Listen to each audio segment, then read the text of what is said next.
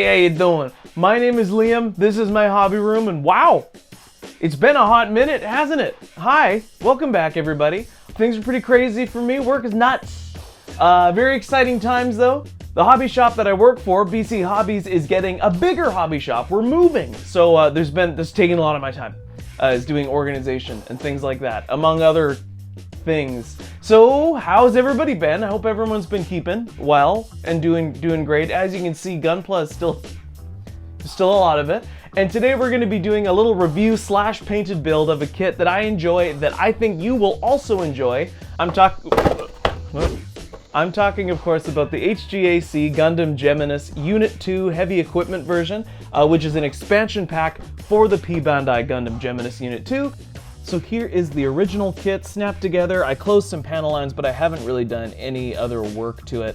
As you can see, it is very detailed. It looks real good, just like it looked in my review video. Again, link in the description, but now we're gonna add the extra pieces on. And as you can see, this is what it looks like with all its extra pieces. It's very bulky.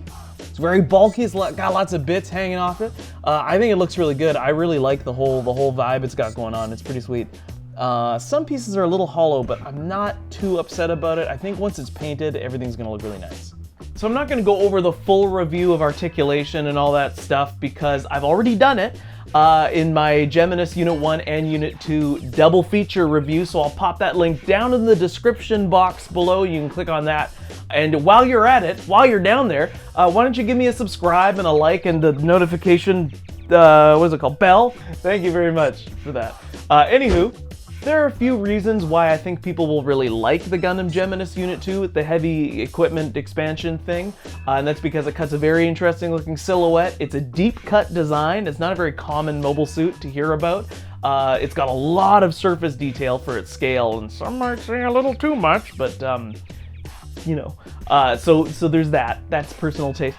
And it's a fun little build. If you're used to building a lot of Gundam type mobile suits, yes, this is a Gundam type mobile suit, but it's got a lot of weird, interesting accessories that kind of help its overall visual wow factor. I like it. It's real nice. Hey, it's real nice. Yeah. Some reasons why I think people might not like it is a P-Bandai kit and therefore expensive, hard to find, whatever. But overall, I did enjoy this build. I felt kind of rushed. I had a lot of stuff going on, so I couldn't really take my time with it. But I got to use my custom decals from Light Industries. So check out lightindustries.ca. They are awesome, awesome. Some of the best custom decals I've ever had, and I've had a lot of different custom decals. And these guys did a great job. So big ups to them as well. So we're gonna just go over some of the new parts and some of the design of the parts here, how they fit together, some seam lines, and oh yeah, and we're gonna talk about that. Okay, let's get into it. There are a bunch of extra pieces this thing comes with. That's one of them. We got this backpack here, so we're just gonna take that off. So as you slap these conversion parts onto the Geminus here, you're gonna notice some of them fit better than others, and once everything is painted, it will fit quite snugly and it'll be totally fine. So I'm just taking off a few pieces here so it'll be easier to show off the areas I'm talking about. I'm gonna start talking about the lower parts, the lower half, the nethers. I'm gonna talk about the nethers of the Geminus first. So we've got this new front skirt and crotch plate here with a little vent on it. The vent is just kind of, it's recessed, but there's no actual detail in there, so I might add a little plate or something to make it look a little more fun. Obviously this is the same kind of side skirt that's molded as a single piece, but you can cut it in half and have it move independently if you want to. I've never really cared about that, so I probably won't do it. You've got these longer looking side skirts. All the new parts are pretty well detailed, and in the places where they don't have a lot of detail, like the recessed pieces for thrusters and vents, you can kind of easily go in and add that stuff on your own, so I'm not really gonna be too upset about that. The back skirts are huge, love them. They're very reminiscent of Auda's Maganak, which I'll show here. this one, very reminiscent of the same design, which obviously is referential to the series. It's probably based off that in the series. They are independent and they'll move a little bit, though they're not that posable, so you just want to keep that in mind when you're posing. This thing does have some pretty great posability though. So also the legs, which are quite chunky. you're going to be adding a piece on either side as well as this piece on the front here, which really rounded out to this massive chunky looking leg, which is pretty cool looking. I really do like it.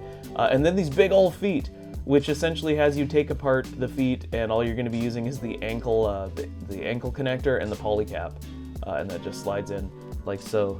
But yeah, the feet look really good. They're just real big and flat. I love them. One thing to note about the leg units here is there is going to be a seam line just down the back of the leg.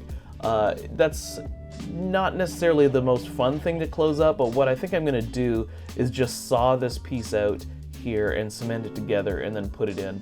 The new shoulder pauldrons are pretty nice, very easy to attach. You just slide off the old pauldrons and then slide these ones over top. They each have a 5mm connector on the side where you can insert a ball joint or, you know, something else. I love this one here with the radar with the little fin attachment. It looks really cool. Now I'm gonna disassemble parts of the backpack and talk about them individually because it's just too unwieldy otherwise. So this is the integrated missile launcher, and as you can see there are 3 missile pods on there. Each one has 2 compartments to hold 2 missiles. So there's a missile in the top, missile in the bottom. Ooh, look at that.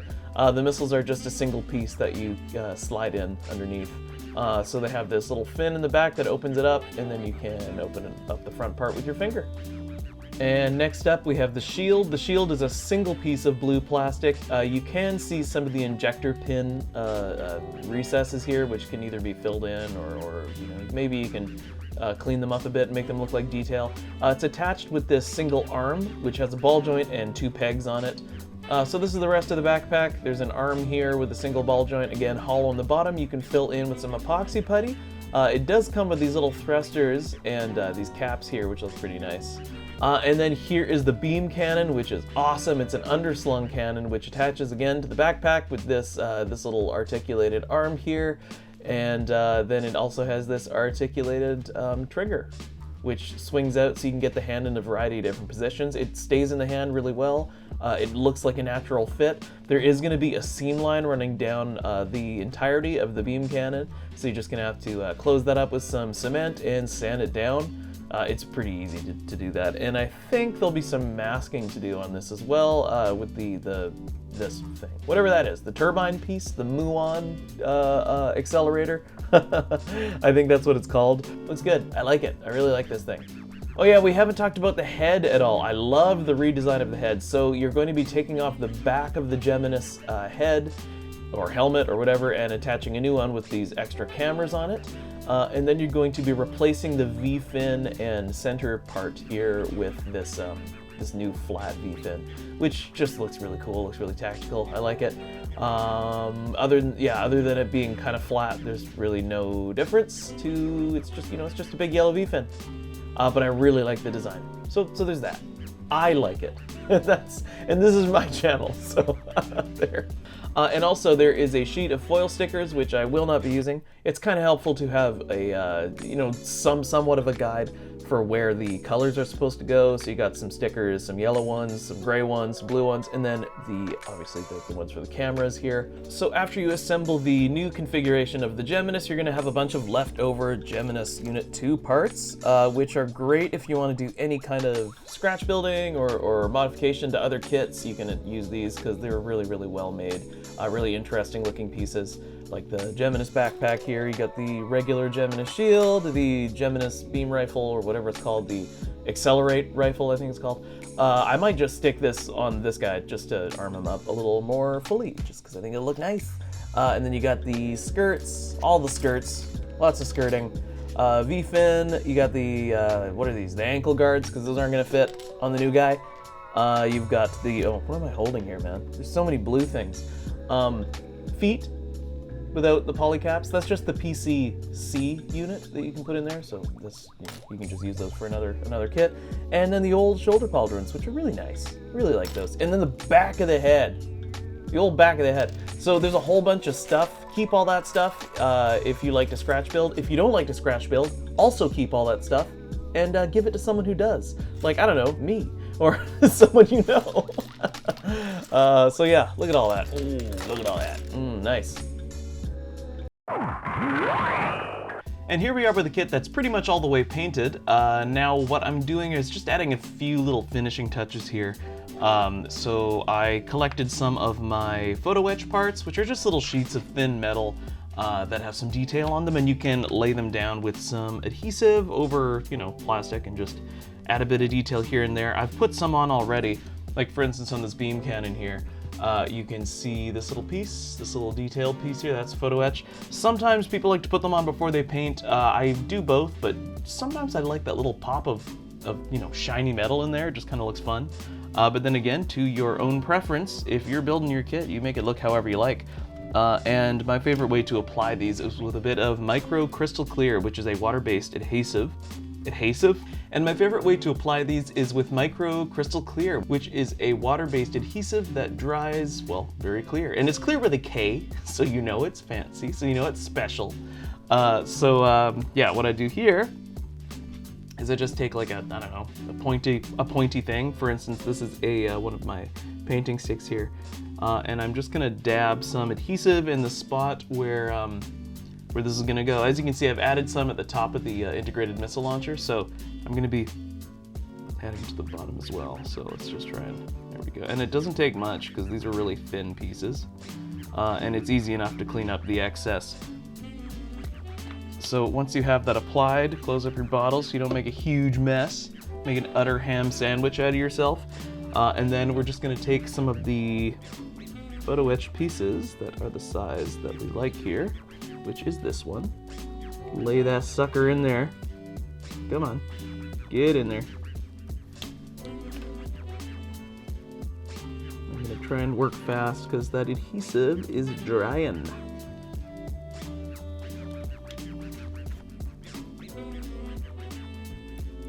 When I do the actual turnaround for this kit and show you what it looks like, it'll be much easier to see these pieces. So don't worry if you can't really see them now. But those of you that can, that's what it looks like. And I just think it adds a fun little bit to of eye candy, I guess, to look at. So that is done. Now the next thing we're going to be doing is adding some decals. And so for this kit, I'm going to be using some generic caution decals from HiQ Parts. These are just white ones. They say, you know, various things like beware or like a hot surface or caution, that kind of stuff. And some of them are just little detail pieces. So we're gonna cut out some of those and use these, and we're also going to use some of my custom decals. I had these printed at lightindustries.ca. Andrew, who works there, printed these and they look fantastic. I'm a huge fan. I made them for, this is my Oz sheet. I made one for every Oz mobile suit I could think of. And applied, I think they look pretty good. You can see right there, there's the Geminus Unit 02 ones. So yeah, I have to put a few generic caution decals around here. Not too many, I don't want to go overboard. It's really easy to put too many on. And it's a slippery slope. All of a sudden you're like, ooh, that's too many decals. So let's try and stay conservative. So I've just cut my decals and added some water to them. So while we wait for those to loosen up off their sheets, we're just gonna add our Mr. Mark setter to where we're gonna put those decals. And then once they're on there, I like to soften with one of these two. I use both of them pretty interchangeably, but sometimes I find this one almost like melts a little too much, like it's too hot or something. So Walther's Solvaset is probably the best decal softener I've ever used. And we're going to add our decal to the shield first. I'm gonna put it up here. I made some pilot emblems for the Geminus suits. And this one here is a little unicorn, because that's the emblem of the pilot, Odell Burnett, I think his name is, or Burdett. So we'll just put that down. And then we want a Q-tip that has been wetted. I find if the Q-tip is too dry, it will start to move the decal around too much. Just want to make sure it's positioned just where we want. And if it's small enough, you can roll right over top. Sometimes if your decal is quite large, you're going to want to start rolling from the middle. And what this does is push out the air bubbles and kind of dry up the rest of the excess decal fluid. So let's see. We've got our little unicorn there, our MO5 unicorn. So we're just going to put some Walther's Solvaset down. That over the decal, pretty generous amount, but I'll go in and suck up some of the rest of it. Doesn't need to be that much. There's a hair in there. Oh no. Come on, get out of there. There we go. And we're gonna let that sit for a little bit and settle down. Sometimes when you put this Walther's Solva set down on a decal, you'll notice it starts to crinkle and kind of bunch up. Just leave it. Don't touch it if it starts doing that. It will settle down eventually. And if it doesn't, there is a way you can fix that. If you still have some silvering after that, there is a way we can fix that. If it shows up, I'll talk about it here. Otherwise, I'll just do it in a more dedicated video. Because I don't want to get too off topic. Now, I mentioned before, it's really easy to overdo decals, and what that can do is make your kit kind of look a bit messy. So just take care when you're applying them. Plot out what decals you're going to use ahead of time, and then you won't find yourself kind of going overboard as much. This is already a very detailed kit, especially for its scale, so that will have its own kind of drawbacks. I don't want to put so many on that they kind of compete with the actual physical detail of the plastic. So I'm gonna try and keep it light, but we'll see. I might end up putting on a little too many, but that's okay. I'm sure it'll be fine. I've done this before, a couple times. Now, for those of you that don't know, this Mr. Mark setter here is part decal set and part adhesive, and what that allows you to do when you're applying decals is, while wet, it allows you to reposition it pretty much as many times as you like. And when it's dry, the decals will stick to their surface very well, very firmly, and then they're pretty much not coming off ever. So just be wary. There's a hair on that. Be wary when you're applying that you kind of know where you want them to go. You do get some wiggle room, but not much. Now, the reason why I'm using all these different solutions here to apply these decals, when in theory you can just use water, as they're called water slides, is because I'm trying to limit what's called silvering, which basically happens when air gets trapped beneath the decal. Now, if you've ever applied a tempered glass phone screen protector thing to your smartphone, you'll know that air bubbles can get trapped underneath there and make it look pretty lame. So now I'm going to do some clear coating. I'm going to use Mr. Color GX Super Smooth Clear to flatten down the colors. This is an awesome clear coat. I'm pretty excited to get this thing finished and all done up, and then I will show it off. I'll show it off on a little turntable. That'll be fun. Okay, bear with me. Be right back.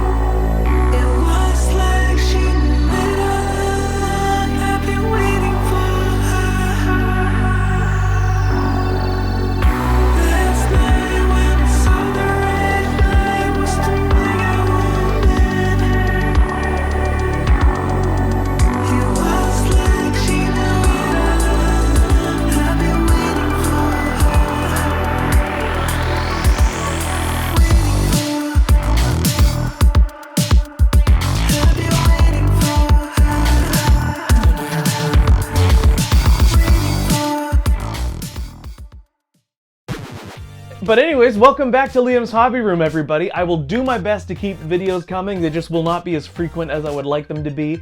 But I'll just do stuff when I feel like doing stuff, and then one day you'll go on YouTube and you'll be like, oh yeah, there's that guy. There's that Liam guy talking about Gunpla again.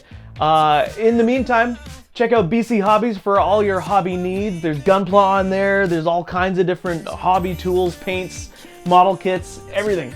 We got everything. bchobbies.com, links down below. So take care of one another, and I will see you guys next time on Liam's Hobby Room.